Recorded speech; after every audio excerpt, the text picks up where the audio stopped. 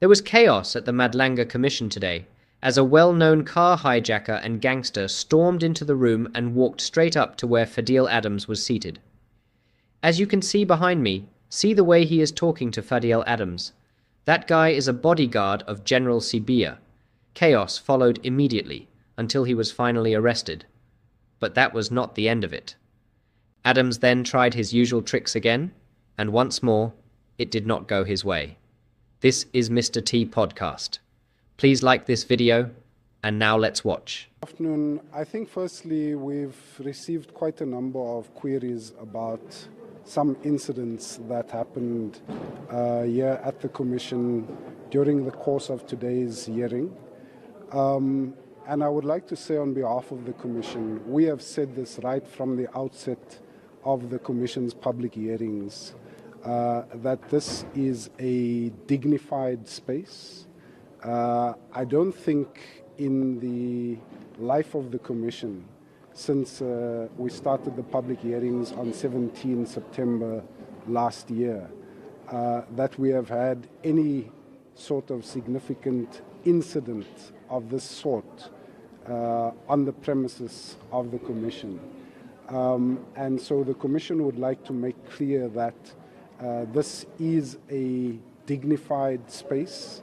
The Commission is busy with very serious business in its inquiry into criminality, political interference, and corruption in the criminal justice system. And we certainly will not tolerate a situation where there is disorderly behavior on the premises of the Commission. Of course... Take a look at this. Take a look at this. Look carefully. Look, Russell James is there. And is Ferial being advised by this guy?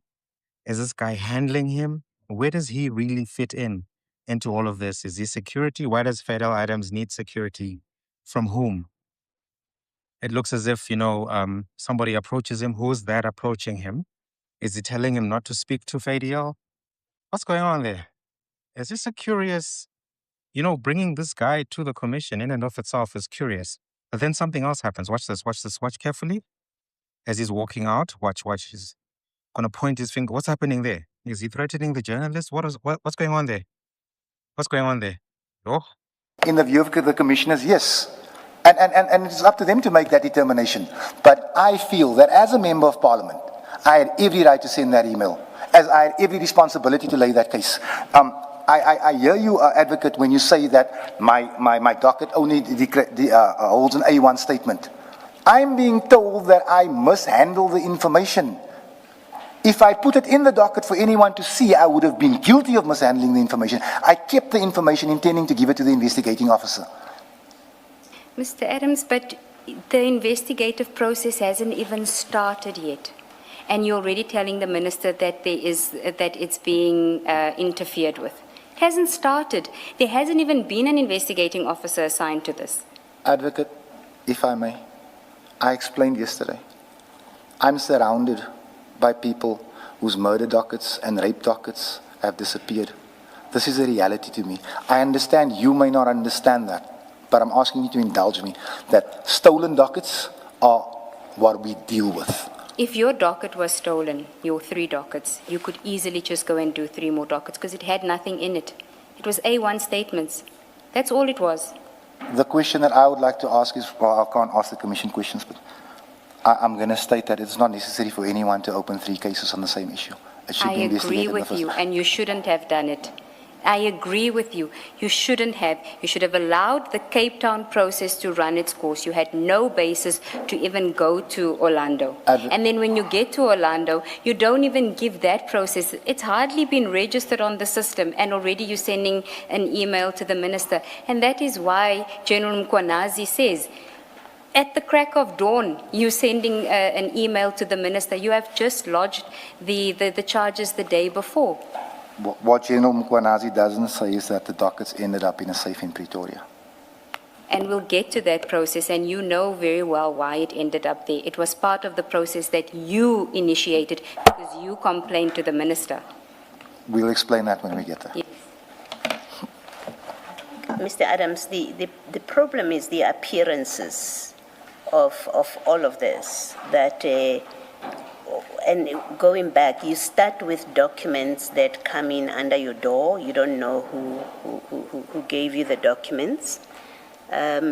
You act on the documents, and I'm not questioning it for purpose of what I'm saying now. That I'm not saying you shouldn't have acted.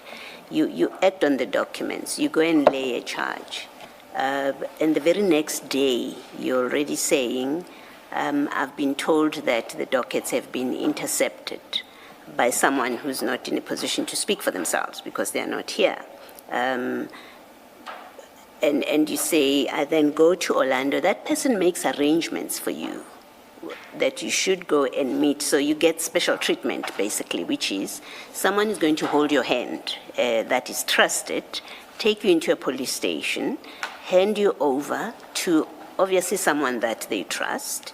You lay the complaint again with them on all 3 dockets, and the very next day, in fact, to say the very next day is to be generous, in less than 24 hours of you laying that charge, you are now writing to the minister. Ms. Ncube will take us there. We then see even the minister's office acting on the very same day, escalating it. All of it looks unseemly. It looks like a scheme that was generated to culminate the way it did, which is at IDEC, who Ms. Johnson has accepted. They have no business to get involved with this, but it looks like a well-orchestrated scheme because your conduct doesn't make sense. And even allowing for the possibility that you may have been fed wrong information by General Lincoln, because we now know that there was no basis for you to say the dockets have been intercepted, they have been, even in Gauteng. Even allowing for that, he may have misled you, maybe because he also was part of a scheme, I don't know. But allowing for that, you are a member of parliament, you are a thinking member of parliament.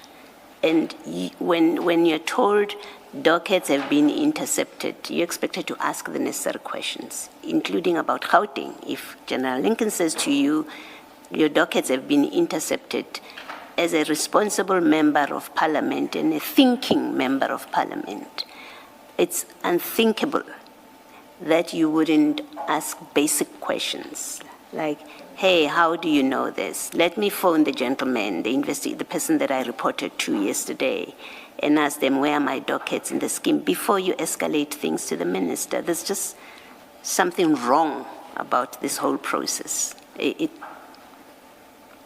For lack of a better word, it stinks of machinations. Do you want to comment? Yes, please, Commissioner. Commissioner, I acted only because I wanted these cases investigated. I had no other motive. I emailed the minister twice. The minister's office responded twice. I'm actually appreciative of the response because other ministers don't respond. And I see this as an admission in the paper that we have the docket. I wasn't aware of any of this. Now, what could have avoided all of this confusion is I've always had a very cordial and respectful relationship with General Patikile. He's always had my number, I've always had his. He could have called me and said, hey, Boetie, you're on the wrong track here. That call never happened. There was no communication. Yesterday you said you don't trust him. No. We are past that. Yesterday your evidence was you did not trust him. When Ms. Ncube said to you, how do you take the word of a retired general who's not in the police over that of a provincial commissioner that he will investigate your matter? You said, well, I was suspicious of him, I didn't trust him. So I think let's get past your relationship and your views about General Patekile. The issue now, and I thought we are getting to closing it, that now that you know, maybe you didn't know at the time, now that you know that your complaint to the minister was escalated to a point where now General Jacobs, the inspectorate, who's at National, is in looking into the matter, because now you've got the records in front of you, are you prepared to accept that this is perhaps another case where you acted and formed views actually too quickly without the facts. You're blaming it on communication. Maybe they should have told you and they did not. But now that you see that in fact there was an investigation following your escalation, that the suggestion that there was something sinister about these dockets being with General Jacobs is in fact incorrect or even unfair to him. You may comment. I just first want to say that Commissioner Khumalo is smiling at me, which makes me worried. And then I want to say that I see it on paper, can't dispute it. I say it again, Commissioner, an email or a telephone call. And also, I will not dispute the fact that I said I didn't trust General Patekile. But if he had sent me an email saying this thing is being investigated by the Office of X, Y, and Z, I would have had proof of something, tangible proof, and I wouldn't have moved. But none of that happened, and that just made me more suspicious of anything. Thank you. So thank you very much for bringing that part. Just to be sure, so you say the relationship between you and General Patekile was cordial? It was. It was. Will you be going to the Section 27 referral affidavit that we have? Yes, Chief. All right, thank you. I just want, Mr. Adams, I think Ms. Ngube will take you through this affidavit of Colonel Phillips, but you will see as you go through it, they were trying to call you to explain why they want to speak to you about the docket. So if you go through the affidavit, you'll see that there were attempts to call you and explain all of these things. But the long short of this is that the reason there was no interception of dockets. One, the only reason the dockets ended up in Pretoria is because there was an investigation of a complaint that you had laid with the minister's office. And there were people who then needed to report to the minister at 48 hours notice. So they get an email on Friday. They are instructed that by Monday, they must give the minister a comprehensive report dealing with your complaint. And for that purpose, the dockets had to be called so that they could be investigated and a report could be provided to the minister. That's why those dockets ended up where they ended up, not for the reason that you initially advanced, that they were intercepted for sinister reasons. Dockets had to be called to investigate your complaint. That's really what happened. Or at least that's what these documents and these affidavits show. Are you now prepared to accept that, having seen these documents? I accepted that a few minutes ago, yes. My Commissioner.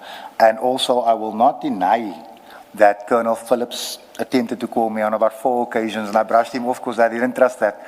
And however, and here's my disclaimer, after the investigation is completed, the dockets are not returned to Cape Town, but that will be my last point on that. We'll walk away. Because you say right from the onset, what you had in mind was something independent. So did you expect the minister to go to those independent entities on your behalf? And if that is so, why should the minister have done that on your behalf? What mandate does he have to do that on your behalf? Yes, please. Thank you. The way you frame it now, it actually makes me consider my response, Commissioner. But I was pleading for help here from the highest authority in the country within the SAPS. But you already knew, from what you say, you already knew that you did not want SAPS to do this, and that what you had in mind was an independent entity. So why must the minister do that for you? What mandate did the minister have to do this on your behalf? He didn't have one, Commissioner. He didn't have one. I do concede your point. So why did you go to the minister? It was the most obvious door to knock on. It's not so obvious. It's not so obvious. It genuinely, based on the responses you give now, it was not obvious at all. To me, it was the logical thing to do, complain with the minister. But what did you want him to do? Because you say in so many words that what you had in mind was something independent. What did you expect the minister to do? I actually did expect the minister to approach like he did with the IDAC or the public protector or whichever commission there was. And I do concede what you're saying. But if you already have those independent entities in your own mind, you ought to have gone to them yourself. Why must the minister be the one who intercedes on your behalf? That doesn't make sense. That point is accepted. It's conceded, Commissioner. I won't argue. Let me tell you what I think. I think you're not being truthful when you say you expected the minister to go outside of SAPS. I think you're not being truthful. You expected the minister to sort this out for you within SAPS. It's just that now you have difficulties answering the questions put to you by Commissioner Baloyi. That's why you now tell us about expecting some independent entity. Yes. Commissioner, just to make it easy, because it's seeming disrespectful when I speak over you, when you're done, and if you can just put the light off, then I know I can speak. Sorry, man, because you pause, and I think you're done, and then I want to jump, and then you start. Commissioner, in my first email, I don't mention an independent entity. I'm actually half expecting the minister to use his powers, whatever they may be, to see to it that this stops. But then as in the course of those 10 days, I just get this illusion with all of SAPS, and I say, can we have an independent entity look at this? Now, I understand the way you're framing it right now. It makes me question my own action. But I didn't jump to the minister off the bat and say, get some. No, I did not do that. I asked the minister, we have a problem here. And then as it appeared to me, if I may, my light is on, as it appeared to me that the problem was bigger than I thought it was getting, I said, Minister, can we just have an independent person or officer institute? I must check the wording. But I didn't ask for, let's say, Saldanha SAPS to investigate, or the IDAC, or I said, can we have an independent body? I think body is the term I use, but I can check the email. But I do consider and concede what you're saying, that I could have been, let me say, more measured in what I did. I will concede to that. The distinct impression it creates to my mind is that at the time you approached the minister, you never had any idea about either the minister himself or just the possibility of an outside entity being approached. You did not have that in your mind. That's the distinct impression I have. But rather, the problem you are facing now is that you are not able to give an explanation as to your conduct. That's the difficulty you have. Mr. Adams, before we continue with the sequence of events, I just want to refer you to, I think it's file 9, page 3499.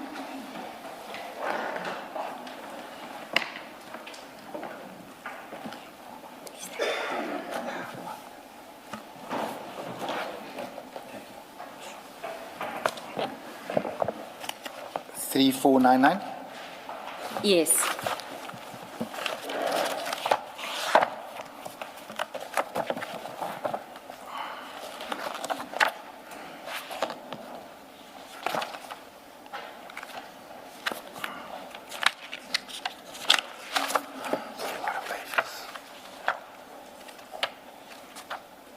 Yes, ma'am.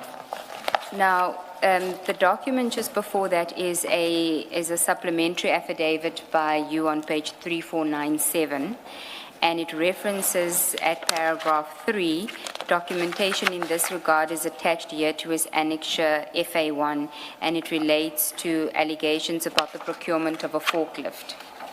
Yes, ma'am. Okay. I just want you to confirm whether the documents at 3499 to 3512 are the documents that you say you found on your office floor.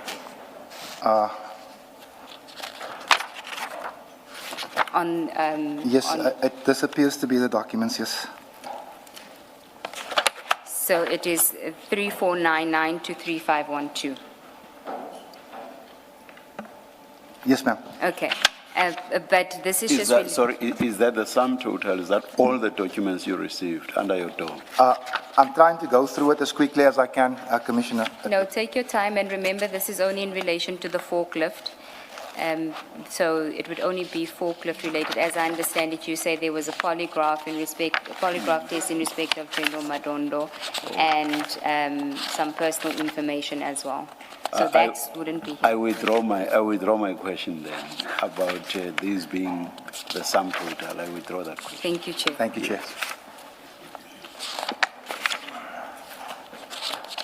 It was 3499 until 3512? 3512. These are the documents. I'm actually questioning if it was this many documents, but this would appear to be what I handed over, yes. Okay. If you go to 3501, you know what? Because that seems to, it's a page with manuscript with an address on there. Yes, Was ma'am. that also in the file, or No, ma'am. This was not in the file. do you know that address? That is my home address, my former home address. Okay. So this document wouldn't have been part of that bundle. No, ma'am. But this is definitely my scribble. That's your handwriting? That's my handwriting. Okay. And it seems that it would have formed part of this FA1 that is referenced on page 3497. 3497. Which is your affidavit, supplementary affidavit.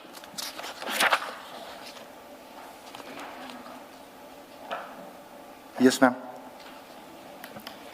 So, but for that page, everything else was what was contained in the envelope. Not everything, but all of those documents form part of what was in the envelope. Ma'am, this, if I must tell you the honest truth, this seems a little bit more paperwork here than what I handed over. But it is in line with the paperwork that I handed over.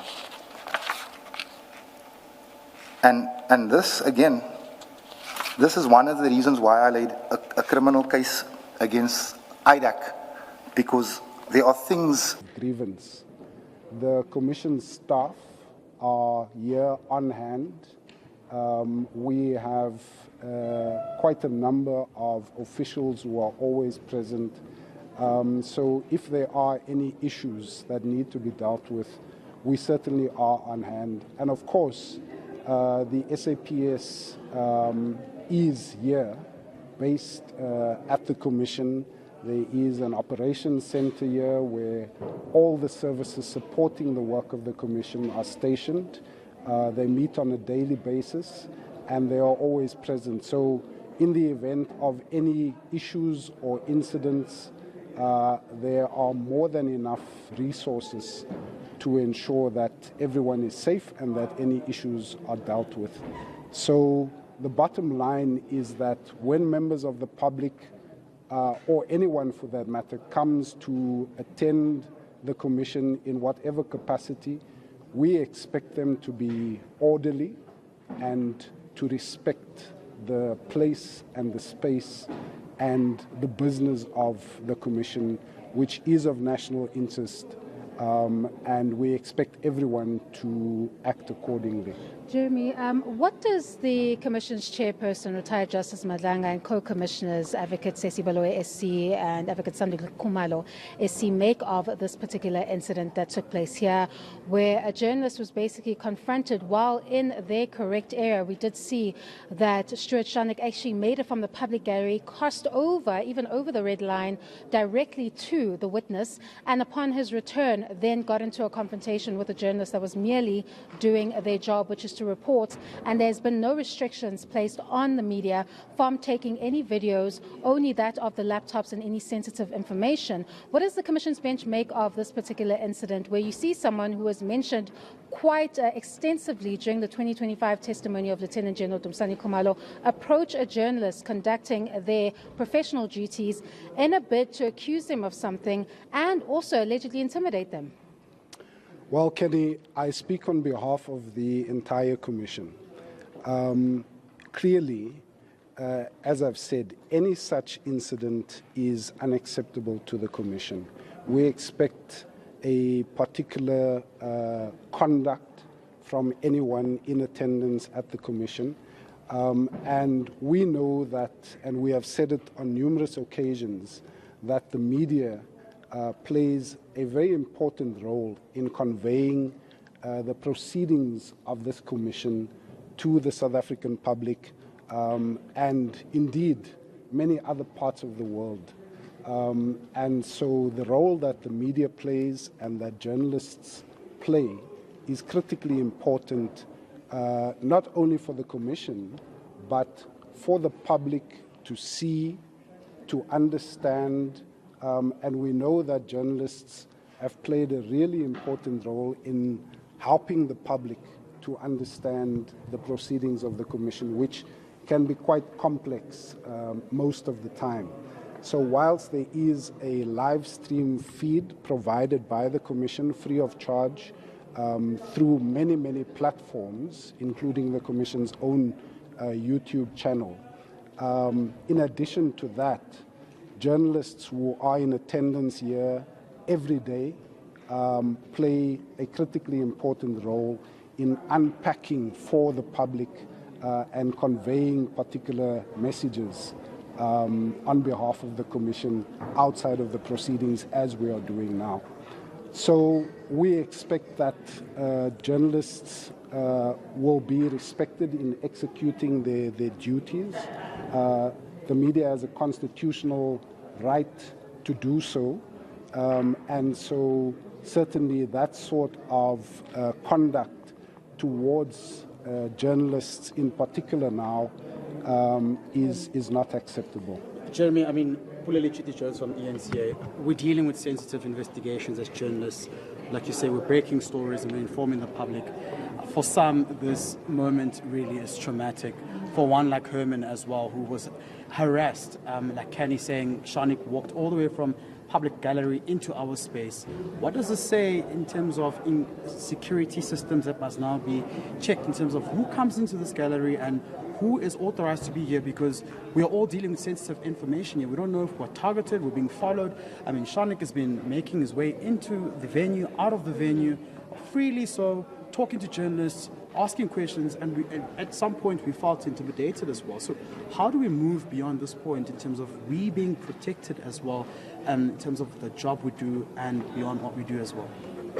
Well, Pule, as you know, and at the expense of repeating myself, we as the Commission expect a particular level of conduct and decorum from anyone, including all members of the public who come to attend the Commission's proceedings. To your question, I think importantly, Mr. Shanik in this case, because you've mentioned him, as much as he has featured in the public domain, he is also a member of the public, and he also, as all members of the public, has a right to attend the Commission. The Commission cannot arbitrarily stop anyone from coming to attend the Commission's proceedings, right? So that's the first point. Then I think I have dealt quite extensively with what we expect of anyone, and in this case, Mr. Shanik as well, where members of the public interact with a witness. You know, we can't exactly stop that. I'm answering your question. But in the process, we do expect everyone, as we have said repeatedly, to respect the boundaries that the Commission has set. There are rules in place for the way that people are able to move in the Commission. And from our perspective, perhaps it is necessary for us again to review. Just the other day, I think it was on Monday morning, I made clear before we started, I think it was 15 minutes or so, and the previous Monday I did the same, half an hour before we started, that there are rules for the way that people conduct themselves here, including the media, right? So to this incident, I am aware that the matter has been reported to the South African Police Service, and obviously they will do what they need to do independently of the Commission to investigate the incident and whatever may follow from there. But for everyone who comes to attend the Commission, we expect order and we expect respect for the space. Okay, Jeremy, just for clarity's sake, that incident happened during the tea break, but we know that Mr. Skanik again approached the same journalist during the lunch break. Is the Commission aware of this, and are they going to be investigating both incidents? And is the police going to be taking statements from other witnesses that were there during both altercations? Well, Junior, I can't speak for the SAPS. I speak on behalf of the Commission. The Commission is obviously concerned about this incident, and as I say, we will revisit the rules that are in place. We have gone to extraordinary lengths, as you know, to repeatedly remind everyone who is in attendance here of the rules. We have made a number of public statements in terms of what it is that we expect. You know that there are very strict measures in place coming into the Commission. So, you know, the metal detectors and so on are there to ensure that this area is safe, and there are numerous numbers of police personnel, specialized units that are here to ensure that people are safe and protected. But we will also review what is in place and make sure that it is absolutely watertight, so that we don't have, or we try to ensure that we don't have a repeat of this sort of incident. It is regrettable, and to the extent that lessons need to be learned from it, we will take those lessons. But again, I must emphasize that the Commission